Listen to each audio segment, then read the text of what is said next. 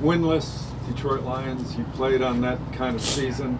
What precautions do you have to take to not take them for granted? Oh, it's NFL. Like, you look at their roster and like the guys that are playing, like at least across the D line, you know what I mean? You got like year 9, year 10, year 11 vets that like are experienced, good players in this league, and especially this team, like they play as hard as anybody. But I think you tell the young guys, like, records don't mean anything. Like, it's not like you're at Alabama, you just walk in and beat a team. You know what I mean? Like records don't mean anything. Like you come out and you have to perform. I think we've seen it this year. There's teams that have beat the Rams a couple weeks ago. You just have these games where it's like, oh, this team should win, and it's NFL, so anything can happen. Does the fact they tied Pittsburgh help your younger guys get their attention, or are you guys past that where you would have?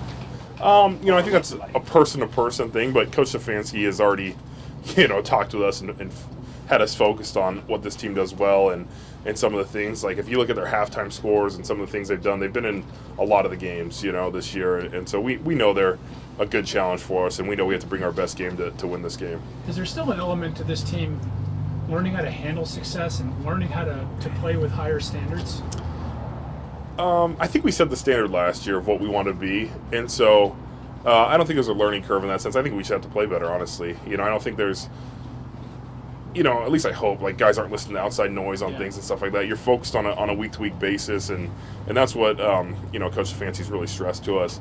But, we want the standard to be a playoff team. We want to win our division. We want to be competing for those things every year, and we haven't performed like that this year. But there's a lot of season left, so we're going to focus on that, and hopefully by the end of the year it's, back to our standard. The number one goal of pretty much every team is win their division, and we're within striking distance. We're not where we want to be, but we have everything left. You have 17-game season, so you got 7 games left, and it's one of those things where there's a lot less room for error now.